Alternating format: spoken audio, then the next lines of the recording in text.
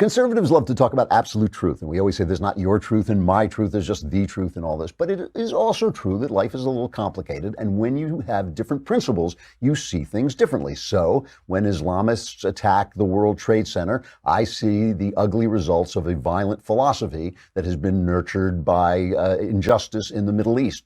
Reverend Jeremiah Wright sees the sins of America coming home to roost, and Reverend Jeremiah Wright and his parishioners, some of whom you may have heard of, see America's sins coming home to roost. If America addresses past injustices against Black Americans, I see a great country growing into its excellent principles, but somebody else sees a country laid bare, its sins laid bare, and how its evil exposed. So that's what, like, Colin Kaepernick sees in America. So, for instance, just a current example, some people saw these creeps who recently chased Ted Cruz and his wife out of a Washington, D.C. restaurant. Some of them saw this as some kind of just, protest. Here is Ted Cruz in a Washington, D.C. restaurant, and listen to these people. We believe survivors! We believe survivors! We believe survivors! We believe survivors! We believe survivors! Beto is way hotter than you do. We believe survivors! We believe survivors! We believe survivors! God bless you, Excuse me, let my wife through. We believe survivors! For God, We believe survivors! We believe survivors! We believe survivors! We believe survivors! We believe survivors! We believe survivors! You know, every lynch mob that has ever been formed was shouting just that. We believe the victim. Every lynch mob, every single one. See, because it doesn't matter what you believe. What matters is the truth. And that's why we have judicial processes, and that's why we have the assumption of innocence. But the point I'm making is what you believe does affect how you see things. So those people who have demeaned themselves and degraded themselves and turned themselves into animals and into a mob, they see themselves as doing something heroic, right? So the way what you're seeing is the way you see things changes what you see and who you are, and it also reveals who you are. It reveals what you stand for. Just one more before I talk a little bit more. I want to talk about a couple of things today. I want to talk about Trump at the UN as well as the Kavanaugh story.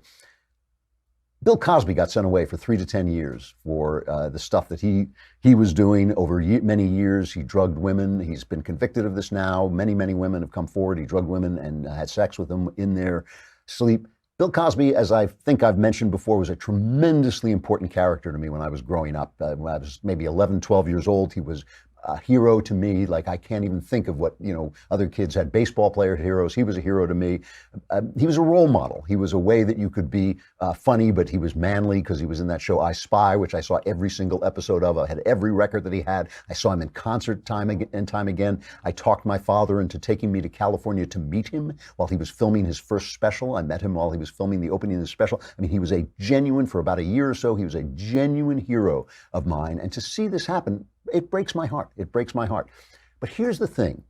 Even though we see things differently according to where we come from and what we believe and what we feel, we see things differently. There's no doubt in my mind that justice was done. He should go to prison. I think the victims are what matter here. But because he was so important to me, I have empathy for him. I feel for him. I see he must be a very, very sick man to do what he did. To me, that's not even a sexy thing to do, to drug somebody and sleep with her while she's asleep. It just seems to me like some kind of bizarre fetish, but that's the bizarre fetish he has. And because of that, he did terrible things to people. Listen to his publicist, Andrew Wyatt. Listen to what he says after the conviction, after the sentence. Mr. Cosby's doing great, and Mr. Cosby knows that God is watching over him. He knows that these are lies. They persecuted Jesus, and look what happened. Not saying Mr. Cosby is Jesus, but we know what this country has done to black men for centuries. So Mr. Cosby's doing fine. He's holding up well. And everybody who wants to say anything negative, you're a joke as well. Thank you. Did you sexually assault women, Mike? Thank you. He starts out by saying, they persecuted Jesus too. And then he says, well, I'm not saying he's Jesus, but And of course, that's just distortion, because your principles have to override your feelings. I have feelings for Bill Cosby because he was my hero, but my principle is that what he did was terribly wrong, a terrible, terrible thing to do, and he's got to pay for it, and he's got to go to prison, and his wealth and his fame and his contributions and his incredible talent, he was a brilliant comedian in his youth, those things don't matter, because the principle matters above all things. So let's take a look at what happened at the UN yesterday as Donald Trump made this incredible speech, a really powerful speech that he made to the UN, and how people reacted to it and what it means, the way they reacted. First, he started out, there was this brief moment when he was doing his usual Trump braggadocio thing, and they laughed at his typical Trumpianness. Here's that. In less than 2 years, my administration has accomplished more than almost any administration in the history of our country. America's so true.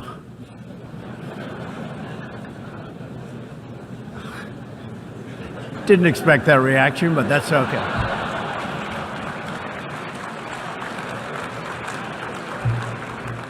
Now, I want to play Mika Brzezinski's reaction, because it is typical of the press's reaction. It's not, I'm just not picking on her. This is basically the way the left-wing press played it. I think it was a significant moment. What you saw there tells you a lot about how the world leaders see Donald Trump. And they are openly laughing at him, at his tweets and his loyalty oaths, at his sexism and his makeshift meetings with dictators, at his lies and his reality show policies, aren't they? The world is laughing at the President of the United States. And Donald Trump's America has become the butt of a big joke. Yeah, so who's laughing at him? Iran? Germany, who's, as he said himself, has just made a devil's bargain with Vladimir Putin to become dependent on his oil. Germany, which actually likes Russia more than it likes us. Who's laughing at him? Syria, China, who's been cheating people for all these years and oppressing their own people. Who's laughing at him? And I thought he handled that moment with charm. It was a typical moment of Trump braggadocio. I'm not saying it wasn't. But I thought he handled it with genuine charm, and they ended up applauding for it, and he kind of won them over. Then he goes on to prove what he says. He talks about his accomplishments. Here's cut number 2. America's economy is booming like never before. Since my election, we've added $10 trillion in wealth. The stock market is at an all-time high in history, and jobless claims are at a 50-year low. African American, Hispanic American, and Asian American unemployment have all achieved their lowest levels ever recorded.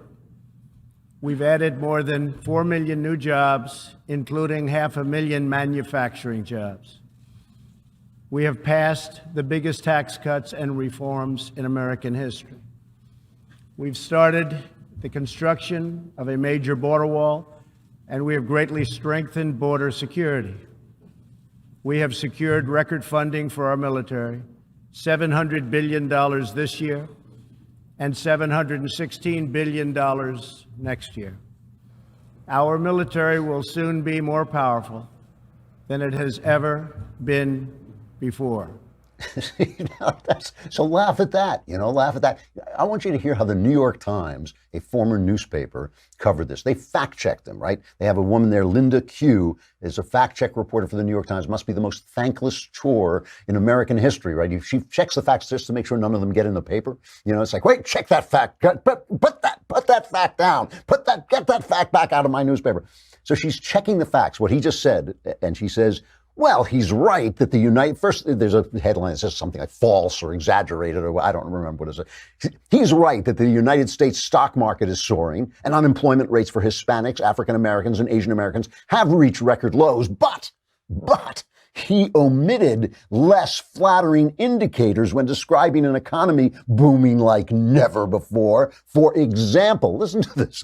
GDP growth is healthy, but it reached higher points as recently as 2014, which is garbage because it once spiked maybe twice spiked during the Obama era as Obama sat on the GDP with his stupid regulations and his stupid healthcare plan. This is a new unleashed economy. This is an economy on the run because of Trump's policies. All right, now she goes on, the unemployment rate is at an 18-year low, but it's higher than several months during the 1940s.